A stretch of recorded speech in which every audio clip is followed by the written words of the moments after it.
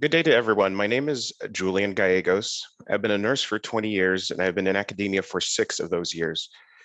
Today, I will be talking to you in regards to elevating Black, Indigenous, and people of color issues for health equity through faculty diversity. I currently have no financial relationships with any commercial interests related to the content of this activity. Next, we'll go over the objectives for this discussion. Cultural, racial, and ethnic demographics in the United States continue to change, with minorities projected to become the majority by 2043, according to the US Census Bureau. Yet the nursing profession is still trying to reflect the changing face of its increasingly diverse patient population. The following presentation will provide an overview of the state of faculty and student racial and ethnic diversity in nursing academia. I will also briefly discuss my personal experience as a person of color in nursing academia and discuss methods for improving entry into nursing academia for faculty of color to elevate issues in health equity. So let's start by discussing the state of diversity in nursing within the workforce itself, followed by nursing academia. The US Census Bureau reports individuals from ethnic and racial minority groups accounted for more than 1/3 of the US population, or 38% of that population.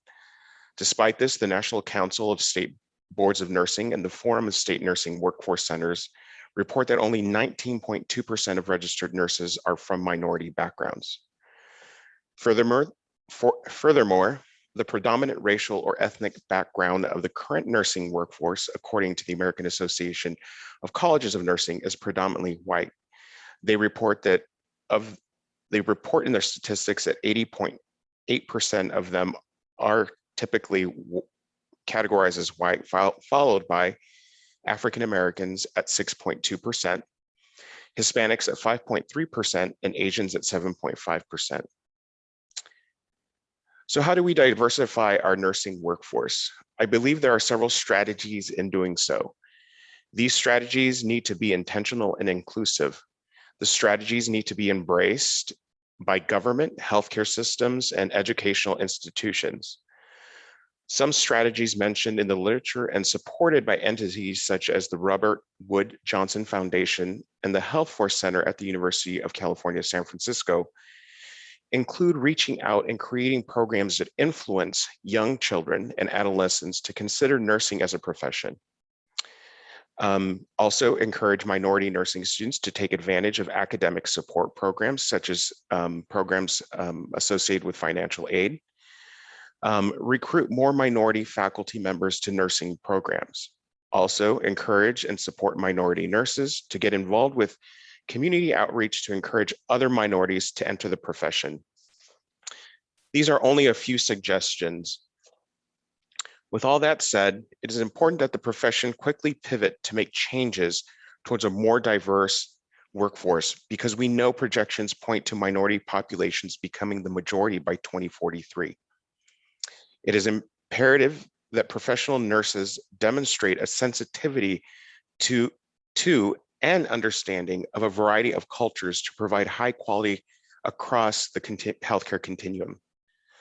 As a result of this change, it is no longer a nicety to have a diverse nursing workforce, but is now imperative to work towards diversifying the profession to help with ensuring health equity of minority patients and communities.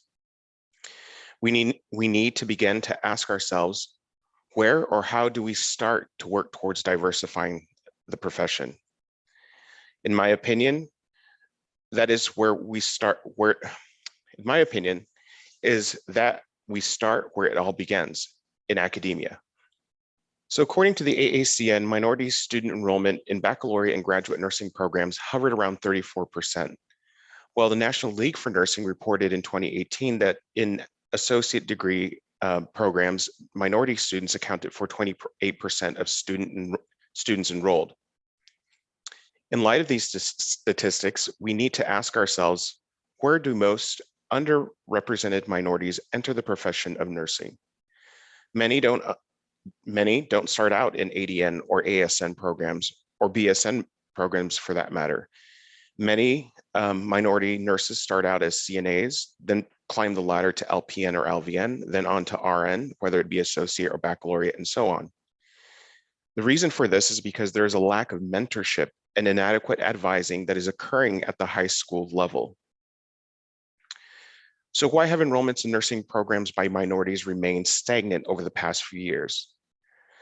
The Health Force Center at the University of California, San Francisco examined several barriers that affect underrepresented minorities in entering the nursing profession. These factors include the cost of health professions education. Many minorities face financial challenges as they are more likely to come from lower socioeconomic backgrounds. Secondly, the lack of academic preparation. Many minorities are not well prepared upon graduation from high school, especially in areas of math and science. Also, admission requirements. Schools of nursing, colleges of nursing put an emphasis on school GPA and on standardized testing. Also, the lack of mentors that look like the student. For instance, a Hispanic faculty member being able to mentor Hispanic students. Also, there's a stereotype threat. In short, minority students attend college with an added burden of possibly being viewed through the lens of negative stereotypes about their capabilities. And lastly, poor advising. Minority students who may not have had strong grades in math and science may be discouraged by academic advisors from applying to nursing programs. With the changes in our current political environment and the spotlight on diversity, equity, and inclusion initiatives, nursing schools need to make efforts in recruiting, graduating nurses that reflect the patient population. Minorities in nursing play a critical role in healthcare as they often speak a patient's language and relate to their patients on both cultural and socioeconomic levels. Research has suggested that patient-provider concordance of race, language, and social characteristics strengthen the patient-provider relationship through higher levels of trust and have a direct influence in providing equitable care. But we need to ask ourselves, how do we do this? How do we break down these barriers, and how do we begin to increase the presence of minority students within nursing programs? In my opinion, the solution starts where education of nurses begins, in the hallowed halls of academia. So let's move on and talk about the current state of faculty diversity in nursing within academia. I mentioned in my last slide that one of the barriers that minority students often face in trying to enter and succeeding in nursing school is the lack of mentors, particularly lack of mentors within the academy that look and represent them, whether racially, ethnically, or culturally. Let's first talk about the status of nursing faculty in the United States in general. AACN recently reported in their annual survey on vacant faculty positions that the overall vacancy rate for faculty of the 935 responding schools was 8%, which is 1.5% higher than in 2020. Why does the profession face an increasing amount of vacancies for nursing faculty? The idea is that many current faculty are beginning to retire. The average age of nursing faculty in general is 57. Another reason for lack of nursing faculty in general is that individuals with advanced nursing degrees are better compensated working in clinical practice compared to the pay offered in academia.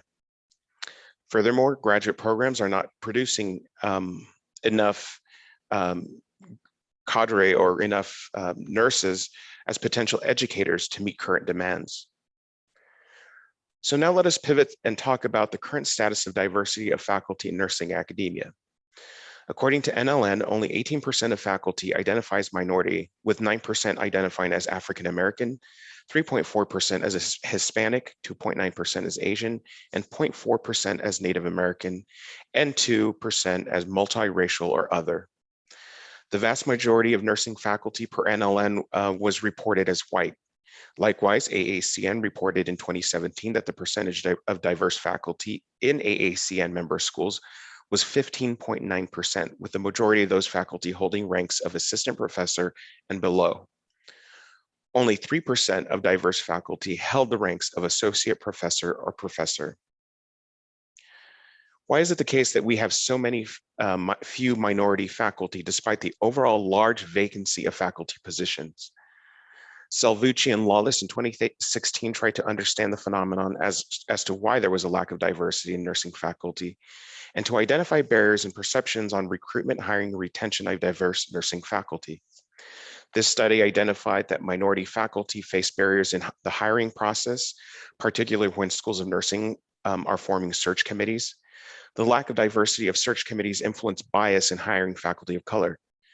The authors also found that a lack of financial assistance by the hiring institution and mentorship also impacted potential faculty candidates from taking a faculty position.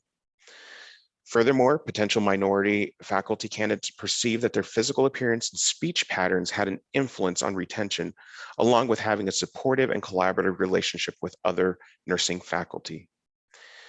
The experiences that minority nursing faculty have in a predominantly white environment is varied and oftentimes off-putting for many, with many minority faculty leaving academia and going back into clinical practice.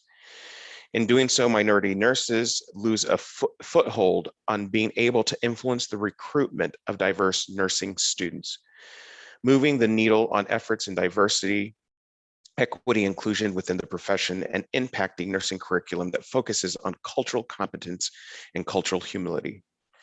Furthermore, the profession loses momentum towards health equity without diverse faculty at the table. So how can the profession make efforts in recruiting diverse nursing faculty to help in promoting health equity? We will go over those strategies in a bit, but first I want to share with you my personal and lived experience as a person of color in nursing academia. I will now share with you my personal experience as a person of color within nursing academia.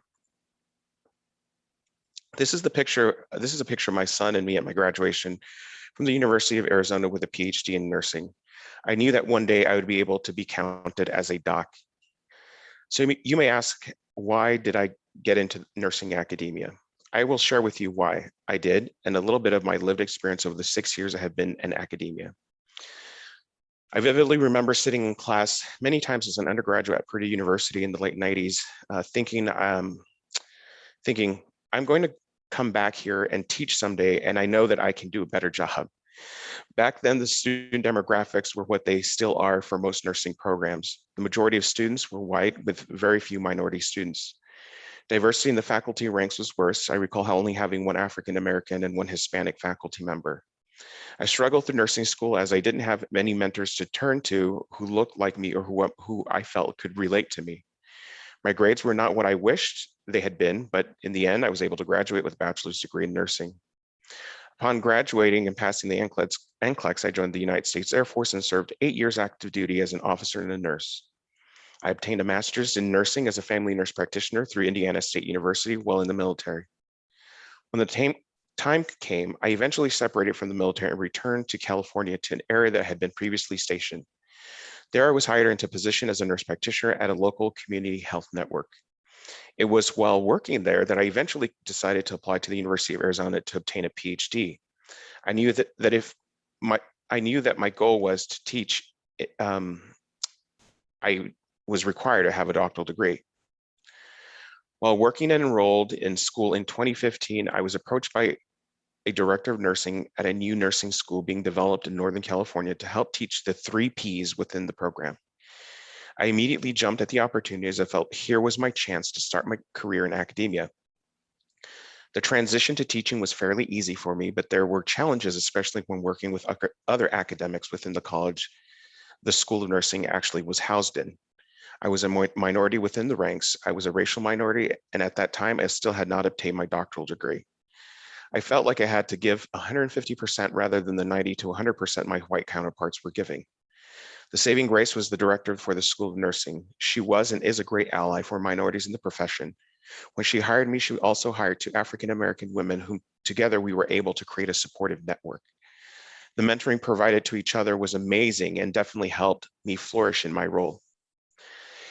Challenges I faced as a minority within the role were predominantly in having the extra burden and having to lead diversity initiatives within the school and within the college solely because I was a minority. Along with having to participate in such important work on diversity, I was also informally expected to counsel minority students, which often my white counterparts never did. This phenomenon is known as cultural taxation, or as my African American friends call it, the Black tax. I often thought, why am I and my two African American colleagues the only ones asked to participate in these activities? Being naive, I never took notice what was occurring, but looking back, I now see what was going on. Despite this, I am grateful for the experiences that I was afforded, even if it was at my expense, because it has made me a stronger person and advocate. I eventually chose to leave the institution to come back to Purdue University, my alma mater. I have been at Purdue University for the past year. My experience here at Purdue has been a much different experience. The university, college, and school have made a concerted effort in promoting diversity among students and faculty. The School of Nursing is much more diverse than when I was an undergraduate. While here, I have taken what I've learned at my previous institution and focus on efforts dedicated to diversity, equity, and inclusion. I've put myself out there as an advocate even before being asked. I have learned to advocate much more effectively for myself and other minorities, whether faculty or students. I'm no longer willing to pay the cultural tax.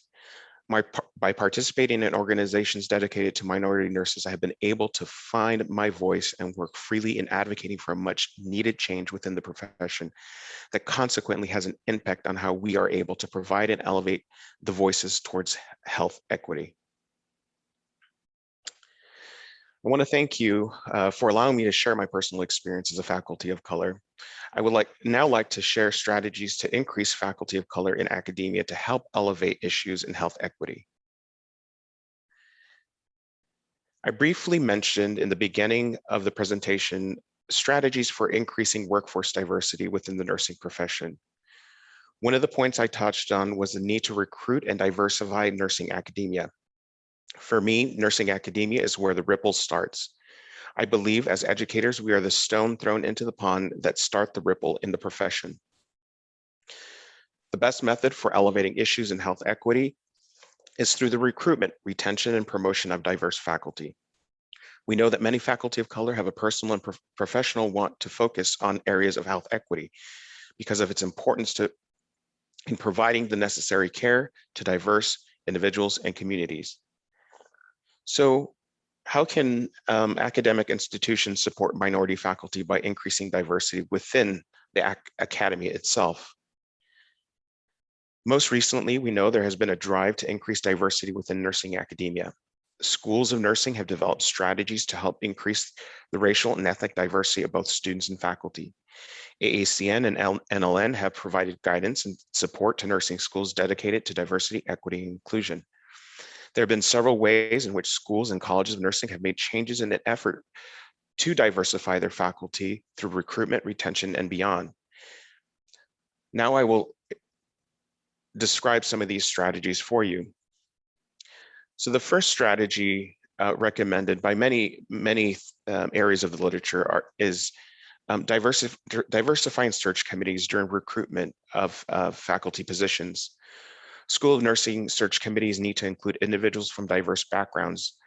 These search committees should consider incorporating diversity statements that applicants are required to answer as part of the application process.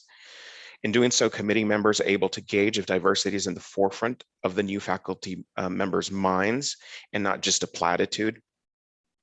Further, these search committees should consider systemic barriers that potential candidates may have faced in entering and being promoted within academia itself. And also the committee may need to consider hiring someone not only on what is on the applicant's curriculum vitae, but also the potential seen in the candidate themselves. Secondly, schools and colleges of nursing need to create mentorship networks that will help retain faculty, especially faculty of color. The institution may need to think outside of the box when it comes to providing mentorship support. They may need to consider creating networks beyond institutional walls in order to connect diverse faculty with the community. By doing this, minority faculty may be able to uncover community-based relationships that support their work and possibly even find great mentors within the community itself. Third, we need to ensure that promotion and tenure structures are balanced. The majority of Nurse faculty who control promotion and tenure are often white women trained in a particular tradition, and often fail to accommodate for various forms of scholarship, which may deter diverse faculty from achieving parity in the academic setting. It is important that schools and College of Nursing incorporate criteria that considers work in diversity, equity, inclusion, health equity, and other areas that faculty of color often gravitate towards for consideration in promotion and tenure.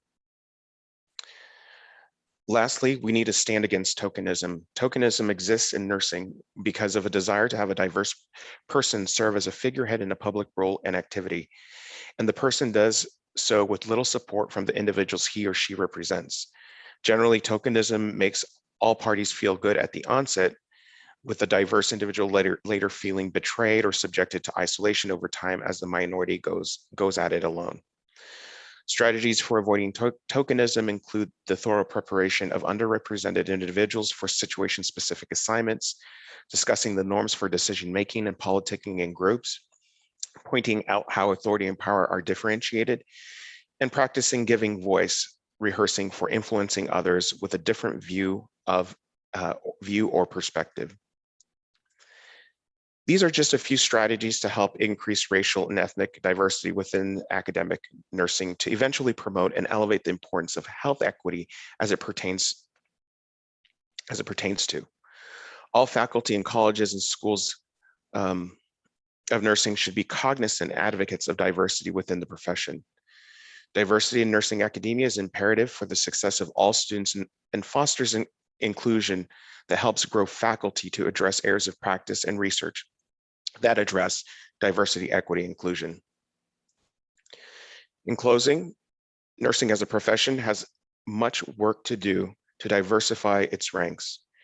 In order to move towards health equity, we need nurses who come from different racial, ethnic backgrounds, amongst other diverse experiences, to bring to the forefront the health issues that minority individuals and communities face.